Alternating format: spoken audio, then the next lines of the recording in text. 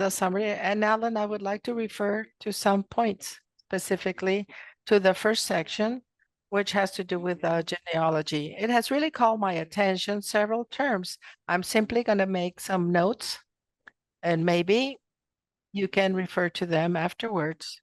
And it's the following. Some of the terms that you have used to define what corresponds to the genealogy as an evolution. Because if we talk about genealogy, we're talking of the development and the origin of the house. But we're very satisfied that you have recognized in the graphical representation and graphic material that you can make connections between these houses. On the other hand, I would focus on the main point of my intervention, which has to do with a reflection that you made about the symbolic role of the hall, of the intermediate hall. That maybe I would like to know, when you say symbolic, do you refer more to the social representation or the role that the hall plays in terms of the social representation for these houses? And in that sense, also, what caught my attention was the reflection that you made with respect to the hall as a frontier between what is public and private.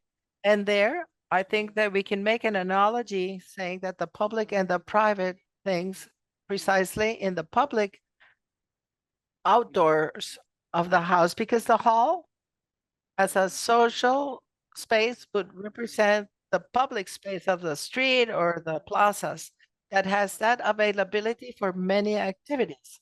In the case of the lace that we see right now represented, we see the billiard room, but you were suggesting another possibility that could be like a place for dancing. In other words, the availability for different activities. So in that sense, you also said in another section of our workshop, the theater term, where you said that this is a space that is also available like a scenery, like another type of situations that can happen in that character as a theater. And probably tomorrow we're going to be repeating or talking again about this topic because the questions to our guests are different. And the topics obviously are different because they correspond to different sessions of our exhibition. But probably tomorrow we will be talking about the theater. Thank you, Andres. First of all, I have to start by thanking Alan Power, Professor, for some of the comments that he has made with regards to his perception of the extension of this phenomenon of the English houses in Bogota, the differences in the conception of the hall, the cliches of the house.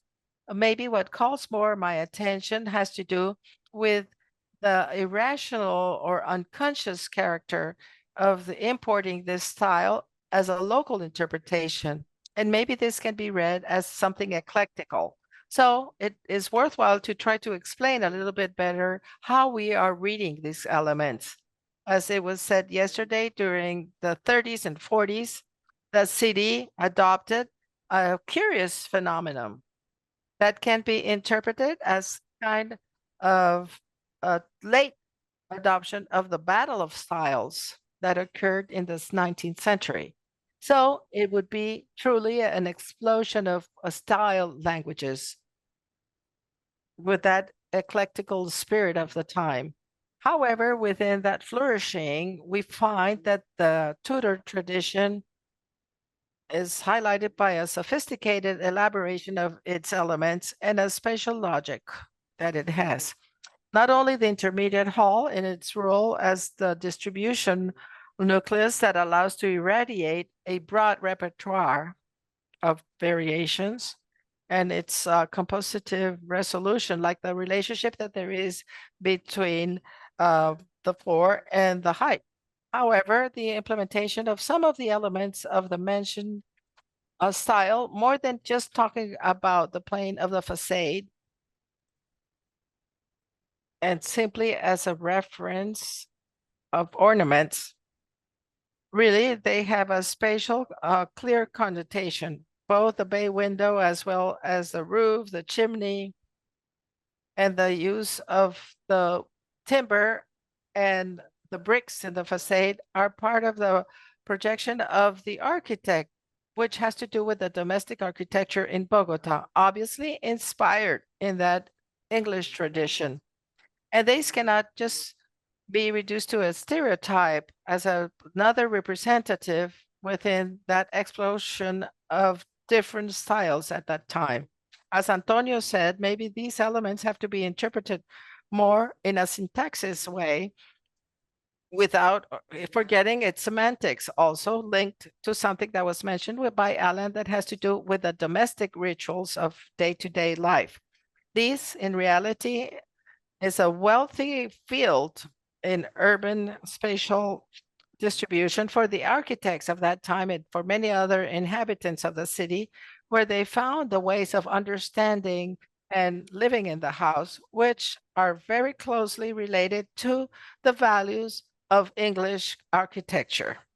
Yes, I would also like to thank Professor Alan Powers for his comments about our work and his interesting comments that without doubt we are taking into consideration. I would also like to make like a balance or a summary about interpretations. And I believe that all the professors talked about certain specific topics of the modern house in Bogota and the possible reinterpretation of the intermediate hall as a spatial structure.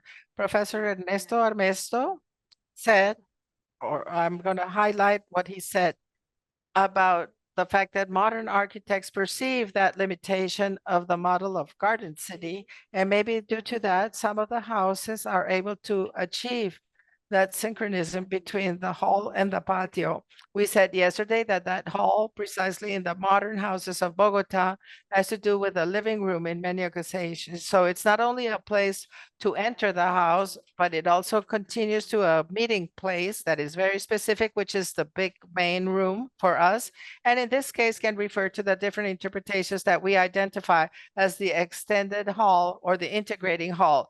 That in Bogota houses is very important because it is no longer related to the street as the main visual aspect and starts going to the back part of the parcel. So the distribution with that living room or with that continuous space, it's a relation that it has with the patio that is behind, and it becomes more private. It's also important to say that Timothy referred to a specific aspect of the importance of the entrance and also the articulating lobby or uh, porch that works in some of the houses in Bogota. And we referred more to that interpretation, which is the one we're seeing in the screen that has to do with the differentiating hall. That differentiating hall is more similar analogically to what could be some similitudes with Marcel Breuer's house, where there is an area for the night and another area for the day. However, in Bogota, the characteristics are different. So in that sense, Professor Powers finally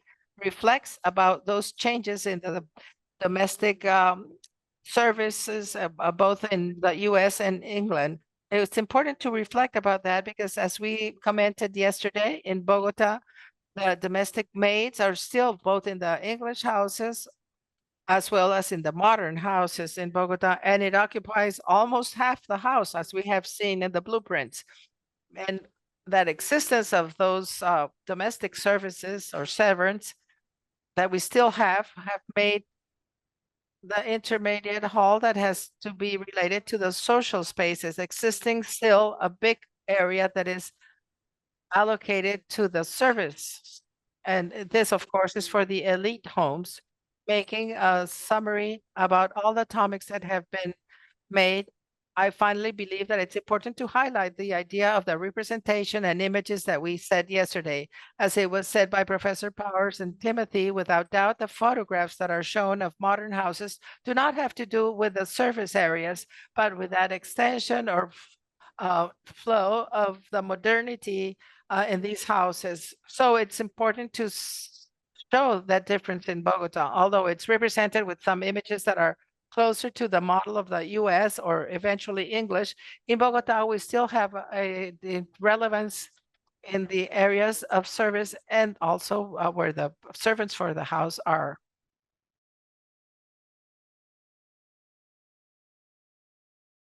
I need more time to digest all these different thoughts. I'm struck by the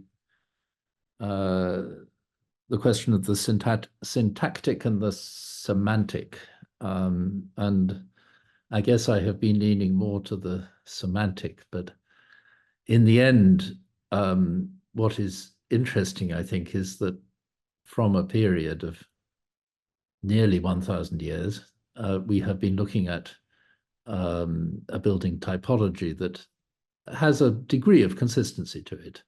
Of course, many things do change, but these are still places where people eat and sleep and perform other actions of life that are not, for example, found in monasteries or in, I don't know what else, military barracks, other kinds of accommodation that exist for human beings. So how can we generalize about the nature of life as reflected in houses? And I think that is, a subject of abiding and continuous interest. And we establish the syntactics and the semantics together, I think, by dividing things. We divide spaces. Even if, as I mentioned, in terms of the Mongolian yurt, it is physically one single space, it is divided by custom and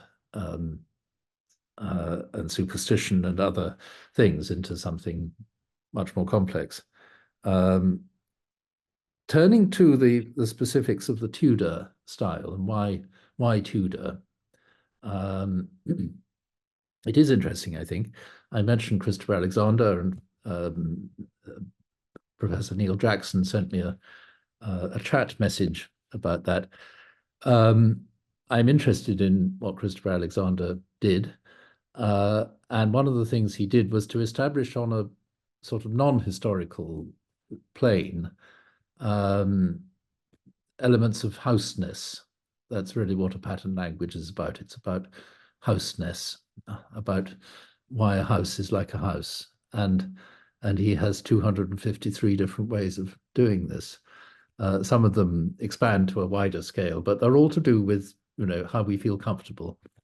When I had first read that book, I was very struck by it, and I wrote an article in a magazine in which I used the children's books by Beatrix Potter, which of course are exactly from the arts and crafts period,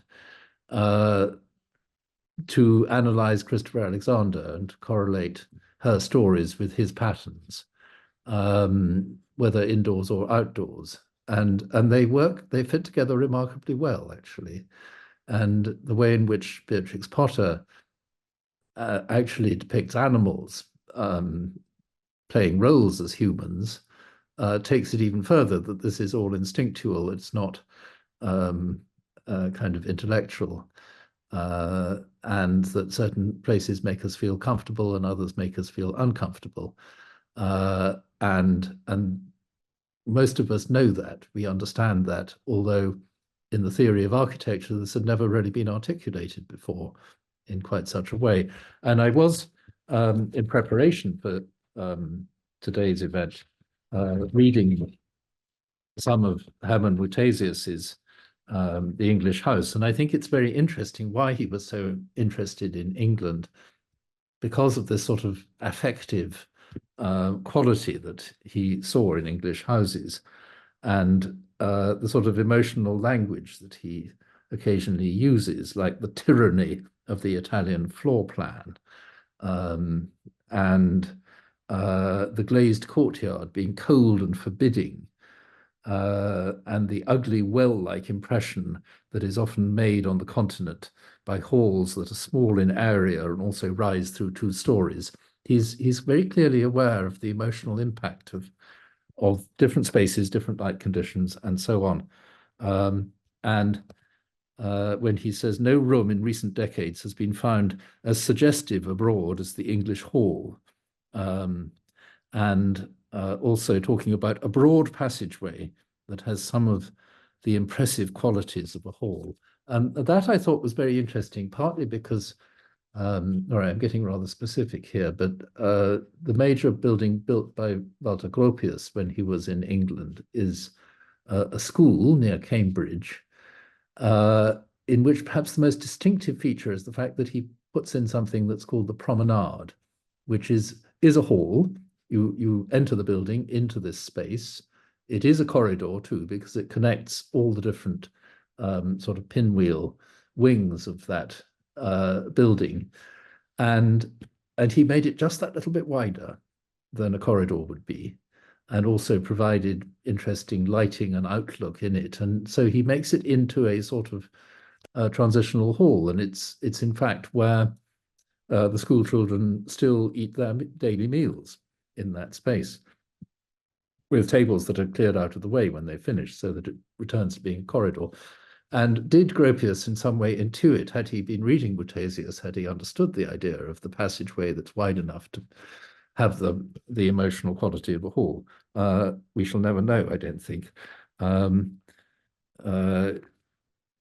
also talks about a hall being more than an anteroom, believing it should create a homely impression. It represents one of the most attractive aspects of the English house. One steps out of wild nature into a warm, friendly atmosphere. So all these things, I may have read them before, but I hadn't seen them for a long time. And that's what struck me most. The Tudor, I think, is not interpreted maybe so much in space terms in what I've seen of the houses in Bogota, but it's more like a series of little episodes or quotations from what I can see from the photographs. These features like dormer windows, these kind of cute bits, really, I would say. And people like cute, don't they? Architects are trained not to like cute. And I'm sure you'd agree, you can't have cute. Why not? It's what people like. Therefore, architects must not like it because they're different. They're not people anymore. I think I'll stop there.